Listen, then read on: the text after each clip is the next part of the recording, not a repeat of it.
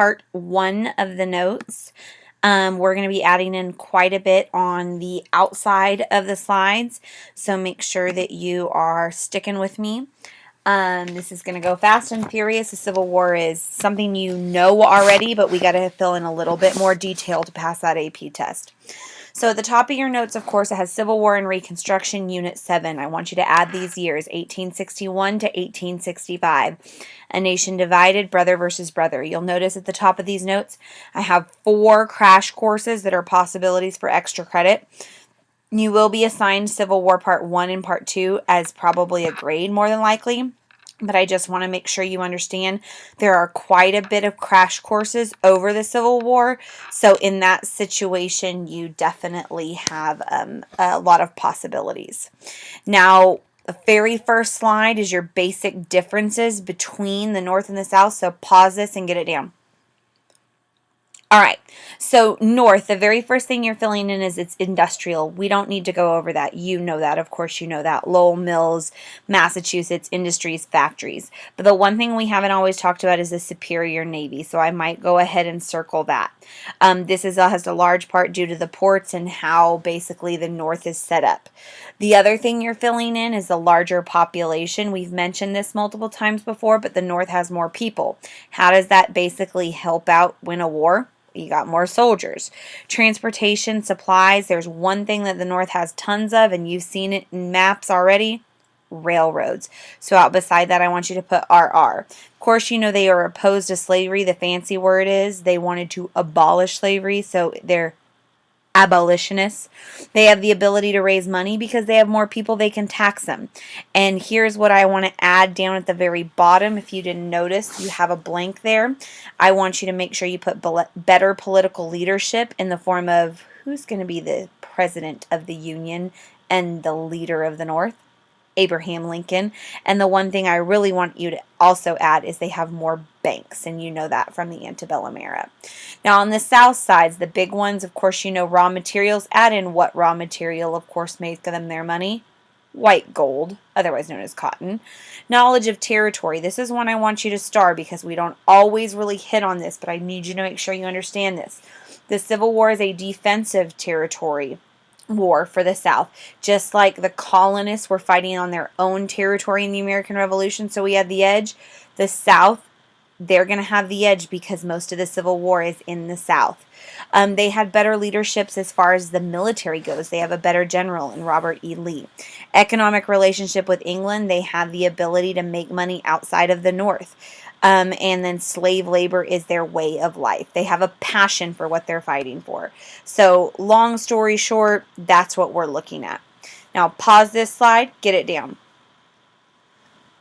All right. So looking at this slide, and I'm going to be honest with you, this is one you're just going to have to memorize. The Mexican-American War, I don't spend a lot of time on it.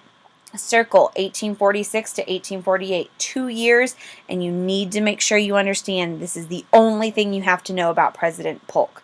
Now, this war was caused because Polk said that Mexico had illegally crossed into American territory. Some people think he was looking to pick a fight. The Whigs were opposed to the Mexican-American War. Abraham Lincoln used to be a Whig. He will turn into a Republican. The treaty that ends the Mexican-American War is the Treaty of Guadalupe Hidalgo. One thing I have to get you to understand and circle. This might be a good quiz question for you tomorrow. Gained California, Nevada, New Mexico, Utah, Arizona, Colorado, Wyoming, and the Rio Grande was definitely set as the boundary. Is that a ton of land? That is one major acquisition is the word I'm going to use. Acquisition, to acquire. Now, one thing I also want to make sure you understand, and you've already written it down, is the Wilmot Proviso. I want you to star that. This is actually something that was proposed 2 times in Congress. You listening to me? 2 times it was proposed in Congress, and both times it was voted down because look at what it proposed. That they would prohibit slavery in the land acquired from Mexico. And then take this Wilmot Proviso and draw a line and an arrow down to what all we gained from this war, from the Treaty of Guadalupe Hidalgo. This is saying that all of that land can't be what? a slave state. And when you look at all of that land, nobody's going to go for that because slavery is what's making the South money. So the House passed it 2 times, but the Senate rejected it both times. It angered the South because basically this is a disagreement of the Missouri Compromise. So something to look into here with the Wilmot Proviso. A lot of the times tests will ask about the Wilmot Proviso, and you have to know it actually was not passed. Are we clear? Okay. And this is what you're looking at as far as a map-wise. You've got Louisiana Territory, you guys know, Texas annexation, the Mexican secession right here. The Wilmot Proviso was basically saying all of this land could not be slave. But remember that line that went across the nation, the 3630 line? That's what they're calling into question. Okay? Now, bottom of this page, pause it, get it down. All right, now what this is statehood for California, but I need you to make sure you circle what this compromise is technically titled. I will refer to it as the Compromise of 1850. Now there's a gold rush in 1849. Out beside the slide, go ahead and put gold rush, circle it, put the year 1849. Now this is really cool because of course we know 49, that's how you get, it was in California, the San Francisco 49ers. The best team in the NFL. Hopefully. It depends on what year you're watching this. But with that, the gold rush caused California's population to grow. They had to apply for statehood. They applied as a free state. The Compromise of 1850 was proposed by, once again, Henry Clay, your great compromiser. And it basically stated this. You need to make sure. California was admitted as a free state. No slavery restrictions on the rest of the Mexican secession. Slave trade would be abolished in D.C., but not slavery. There's a politician move right there. But the one thing I also want you to circle, besides California was admitted as free, is that under the Compromise of 1850, there would be a new fugitive slave law that would be passed that would allow Southerners to go up to the northern states or the non-slave states and bring their slaves home again. But the other thing, and you're adding this in, is Utah and New Mexico would have to be left up to popular sovereignty, meaning the people in New Mexico and Utah get to pick if they are slave or free. And this is going to stir up a lot of things. Popular sovereignty, remember, that means who is having the power is the popular vote. So it's something to think about. Statehood for California, 1850. Now, here is literally a map of that. Utah and New Mexico, popular sovereignty. But remember, that 3630 line still in your brain, right? Utah would technically be above the line, yes? But if popular sovereignty states that they want to be slave, could they be? Therefore threatening the Missouri Compromise, okay? Now, going on the next slide. Pause it, get it down. Let's talk a little bit more about this Fugitive Slave Act, if we can. Allowed owners to hunt down runaways. Accused runaways had to be sent back to the South. I'm going to be very honest with you. The scariest part about it is basically if somebody said you're a slave, you could be taken to the South. Hurt the Southern causes because basically Northerners in the North started seeing people just bagging up slaves or people that may not even be a slave, taking them back. The previous indifferent Northerners now became hostile to the South because they are actually seeing slavery in front of them. So the Fugitive Slave Act, and look at this map right, or this poster right here, it's going to really stir things up in the North because it's really showing the Northerners this is how they really treat them, basically like dogs.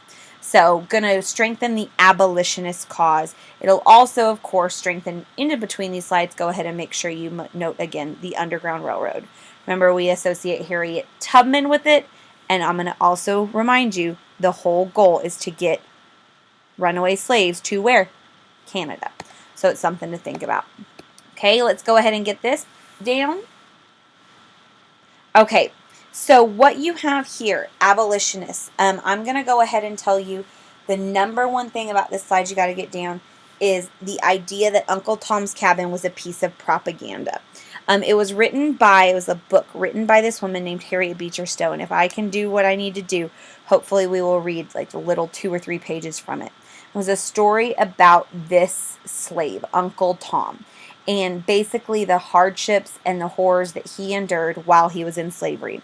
And this woman, actually she was this might be a good quiz question, a housewife from Connecticut, Harriet Beecher Stowe, writes this book, and basically it just spreads like wildfire, kind of like Common Sense. That's exactly what it's like. It's, in fact, out beside this slide, put example, Common Sense. And this propaganda basically shows the inhumanity of slavery. And the Southerners were enraged by this book. And then more Northerners, everybody who reads the book, a lot of women do, by the way, women's movement, abolition movement, hand in hand, all of a sudden they become abolitionists. So you got to know about Uncle Tom's Cabin. Now, real quickly, last land purchase of, literally, of pretty much all of American history, besides what we're going to talk about in Hawaii and Alaska later, is the Gadsden Purchase, 1853. Just go ahead and pause this and get it down. Make sure you understand where this purchase is, and we definitely want it for railroads. So I'll talk a little bit more about this in class, but pretty good to know. Now, KansasNebraska Act. Pause it, get it down. This might be one of the most important things on this note, so make sure you listen. The idea, okay, that the Great Plains in Kansas and Nebraska in particular, let me go ahead and show you where we're talking about here. Kansas and Nebraska, put your eyes on your screen real quick. That is very, very north or very, very south. Very, very north. Now here's what it's going to say. Stephen Douglas wants to settle this Kansas and Nebraska area, allowing slavery based on, again, there's that word, popular sovereignty. Now, what does that mean? Think about it. Popular sovereignty. The people hold the power, normally through a popular vote. So there's this guy named Stephen Douglas. He's out of the north. And he says, we'll just let this area, again, put your eyes on this area, Kansas, Nebraska in the north, we'll allow them pick if they want to be slave or not. But then again, take a look at it. Well, it's above the 3630 line. Are they supposed to be allowed to pick? No. They are supposed to have to be free. Kansas and Nebraska, problem is, they're north of the Missouri Compromise, 3630 Mason-Dixon line. So the solution is divide the territory. Nebraska in the north goes free, okay, and Kansas in the south goes slave. But still, if you look at it, it's still above the 3630 line. So basically, the most important, absolutely, without a doubt, star it. This act, when it is passed, repeals and nullifies the Missouri Compromise. And I'm telling you right now, the Missouri Compromise used to be the only thing that made anybody happy. They literally said, all right, you add one on top, you add one below, it'll be okay. It's basically the Band-Aid that's holding us all together. What does the Kansas-Nebraska Act do? It rips off the Band-Aid and the wound starts bleeding again. And that's in 1854. You're going to want to make sure you write that year down because I don't think it's in your notes. 1854.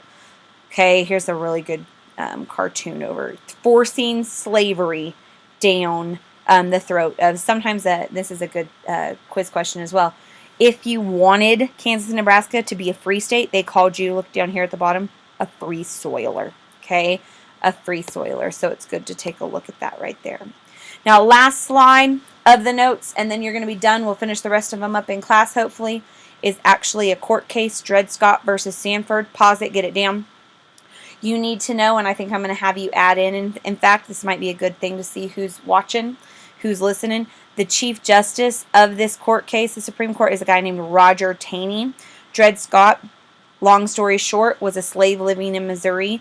He was taken by his owner to free states to live for a while. Then he was returned to Missouri, which was a slave state. In 1854, instead of running away, Dred Scott decides, hey, I'm going to fight this a different way. I'm going to sue in a federal court. He believed since he'd been brought up to the free territory with his owner that he should be free. So basically, he sues for his freedom. But I'll tell you this, and this is the kicker. The Supreme Court rules against Dred Scott. Here's what you write out beside the slide. Dred Scott loses. But again, it's not about the court case. It really isn't. It's about the fact that people start talking about the court case, and the Supreme Court just called Dred Scott property. He said, you are not a citizen, Taney said. You have no right to use this court. Living in a free state doesn't make you free. You're property. You're a slave. End of story. When an abolitionist in the North hears that, They think, oh my gosh, what has this country come to? Then we're even closer to the Civil War. Okay, come to class ready.